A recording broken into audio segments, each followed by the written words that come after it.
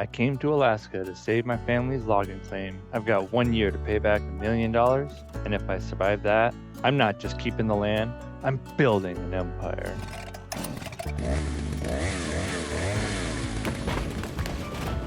Doug told me something before he dropped me off. He said he'd check on me every couple days. Not because he wanted to, but because most people don't last out here. And he didn't think I would either. No money, no equipment, and no one willing to help. My family left this land behind, along with a debt no one wants to touch. Banks won't loan me $1. Dealers won't lease me a machine. Every single person I called said the same thing. It's not worth the risk. But standing here, it doesn't feel worthless. There's an old cabin near the shoreline, a broken shed, a rusted water pump, fishing gear that hasn't been touched in years. You can feel it. Someone fought to survive out here. So I got to work. All I had was a cheap side-by-side and a chainsaw that sounded like it might quit before I did. The plan was simple: cut fast, haul faster, and hope it's enough. But Alaska doesn't do simple. The trees here aren't normal. Even the small ones feel like they don't want to be moved. Just getting one into the side-by-side felt like trying to lift the forest itself. So now I've got a problem. I need better equipment, I need a place to sleep, and I need a road to that sawmill before the forest decides to take it all back. So I called Doug, asked him for the cheapest trailer he can find, a shovel and a wheelbarrow, nothing fancy, just enough to keep going. And for the first time, it started to work. Turns out, leaving wood chips behind is like leaving money on the ground. But then I made a mistake. I overloaded the trailer just one time. And that's when I realized this side-by-side isn't going to cut it. So I called Doug again.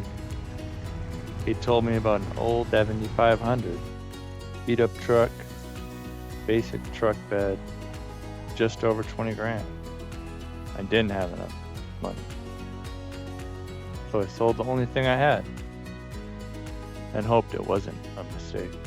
When Doug came back, the side-by-side was gone and the 7500 was mine. It's not much, but out here, it's everything. Then, Doug told me something that changed everything. Firewood isn't where the money is. Logs are big ones. He said if I was serious about staying out here, I needed to get a winch. So I told him, find the cheapest one you can. He said I already did, $9,000. It was almost everything I had, but I bought it anyway. And just like that, everything changed. Now I don't fight the trees, I move them, delimb them, cut them to 20-foot sections, and suddenly, this place starts paying me back. And nothing about this is easy. Every load pushes the truck harder, every tree fights back, and by the end of the day, I feel just as much as the equipment does. Because no matter how good this feels, it doesn't change the number, $1 million, and less than a year to figure it out. And right now, this is home, a rickety shack right on the edge of the ocean, where the wind never really dies down and the cold finds its way in, no matter what you do. So something's got to change. The mud is getting worse, the road's barely holding together, and this place isn't going to last through a full Alaskan winter. So I called Doug. I asked him for a favor. Not equipment this time, something simpler, a trailer. Nothing fancy, just somewhere warm, somewhere dry, somewhere I can actually sleep. And while he's at it, I need gravel. A lot of it. Because this mud, it's bad for everything. The truck, the logs, the land, and me. I've already cleared a path from the shoreline all the way to the old mill yard. Now it needs to hold. Doug tells me he can do it. Trailer, gravel, delivery. $12,000. I told him that was outrageous. He told me he's got to make a living too, and honestly, he's the only reason I'm still out here. Doug's been showing up, bringing what I need, making sure I don't end up another story people tell about this place. So if I'm serious about this, I've got to take care of him too. So I told him, "You've got yourself a deal." And he said he'd be back before it got too late. And out here, too late matters. The cold hits fast, the wind never lets up, and you're never really alone, even when it feels like you are. But Doug came through, trailer, gravel, everything. A place to get out of the wind, and a bed that isn't falling apart. The road's holding, the truck's moving better, and the operation is finally starting to come together. It's September now, and for the first time, I'm waking up somewhere that actually feels livable. It's not much, but a bed, real walls. Out here, that changes everything. But none of that changes why I'm here. I've got 11 months to pay back $1 million. If I don't, the land goes back to the bank, everything my family built, gone. So every day out here, it's not just work, it's survival. It's something odd. And then I notice it, a fence. So I head up to the mill, and that's when I find out the real owner of the mill, Carl.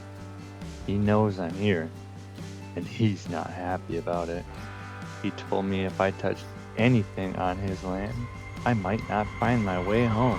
And out here, that's not a figure of speech. Which means if I want to survive out here, I can't rely on this mill. I need my own operation, my own production, and I need it fast. So I head back down to the shoreline, trying to figure out where all of this begins. The old shack is still standing, barely. Part of me wants to tear it down, but another part knows this place has history. Maybe it deserves to stay. Then I see the connexes. That's when it clicks. This spot, this could work. A dock here, a mill right next to it, logs straight from the forest to the water, no wasted movement, no wasted time. Just one problem. I don't have the equipment to make it happen. No loader, no bucket, no way to move anything efficiently. And I found something. An old wheel loader, high hours, definitely seen better days, but it's cheap. So I called Doug, and he's got good news and bad news.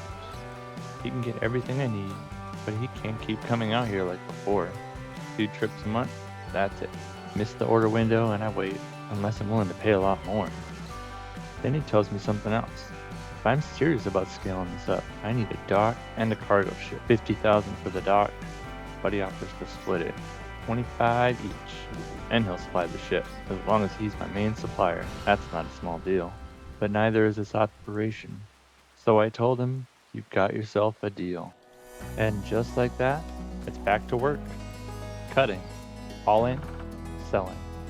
Over and over, trying to turn trees into something bigger. Then comes the part that actually matters. Find the trees, make the cut, bring it down, then clear everything around it. Bushes, branches, anything in the way, because out here, space is just as valuable as the timber. Then it's time to strip it down. Every branch, every limb, cut clean. Because if you don't clean the logs, you lose half the profit. Buyers don't pay for branches, they pay for clean timber. So every second here makes the difference later. Because out here, there's no shortcuts. No easy way through it, just work. Back on more work. But with every load, every clean cut, every trip, back and forth, you start to see it. This isn't just cutting trees anymore. It's building something. And we only have 11 months left to pay back that $1 million to the bank, or we lose it all. We don't have the equipment we need. We can't get a loan. We can't lease them out. We're all alone on the side.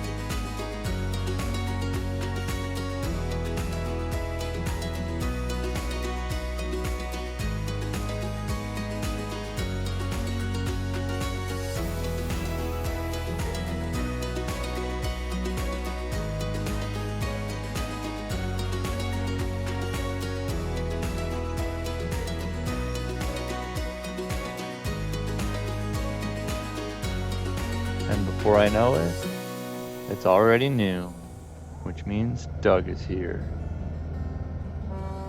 $48,000. My biggest investment so far. Not new, not perfect, but out here, it doesn't need to be. And I haven't paid a single dollar back to the bank yet. Not one. But without the right equipment, there's no way I ever will. Because winter is coming, and in Alaska, winter doesn't wait. Cold winds, long nights, and snow that doesn't stop. Without the right setup, I won't be working. I'll be stuck, frozen in that trailer, waiting for spring. And that's not an option. Doug told me if I'm serious about building a dock, this whole area needs to be cleared out. So we start moving everything. Old connexes, scrap, anything that's in the way, pushing it all up near the old mill.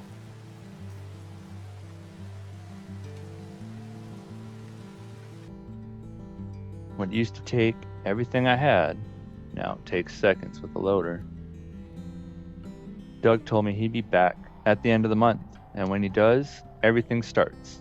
Dock, mill, the next phase. But only if I can pay for it, which means from now until then, every log matters. So I get to work, and this time it's different. I'm still learning the loader, still figuring out how to move efficiently, how to stack faster, how to stop wasting time. But one thing's clear, it's easier on me, less strain, less fighting every single log, and a lot less time out in the cold. And once it starts clicking, everything speeds up. More logs, more loads, more money. Because now I've got a deadline before Doug gets back.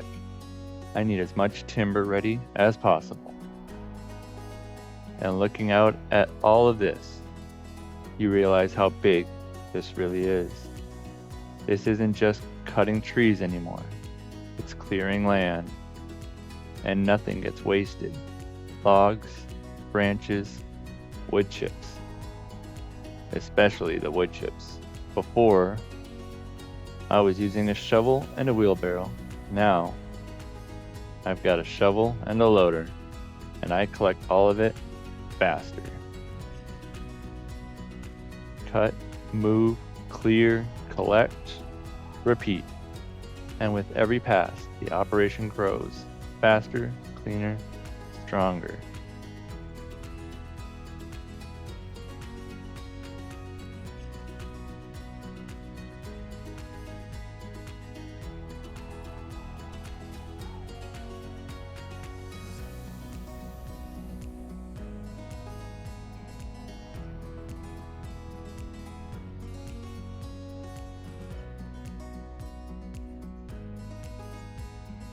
But with new equipment comes new problems, new mistakes, and sometimes mishaps. And this time I pushed it too far. One wrong angle, one bad move, and just like that, I flipped the loader. Out here, that's the kind of mistake that can end everything. No backup, no second machine, just me. But somehow, I got it back on its wheels, and even better, it's still running. Which tells me one thing, I got lucky, and luck doesn't last long out here. So maybe it's time to start thinking ahead, because if something does go wrong, I need the tools to fix it. And just like that, I've got space, not much, but enough for a small milling operation. And somehow it works. I make enough for the dock and the mill. Now we can really start building. But we're still not there yet. The land's getting torn up between the machines and the weather. It's only getting worse. We're gonna need more gravel, more stability, more control. Doug just got here, and he didn't come alone. He brought a crew. And just like that, they got to work. They're setting everything up. They're getting it ready. All in one night. Weather's changing. Fog's starting to roll in. The air is getting colder. Winter's getting closer. And everything out here is about to get harder. We've got new equipment, new systems, and a whole new operation to learn. Because this isn't just about surviving now, it's about keeping everything running. The cold doesn't care. The forest doesn't care. The bank doesn't care. And the clock definitely doesn't care. But tomorrow, we keep going. If you made it this far, I appreciate you being here. If you're enjoying the journey, hit that like button and consider subscribing. And we're just getting started.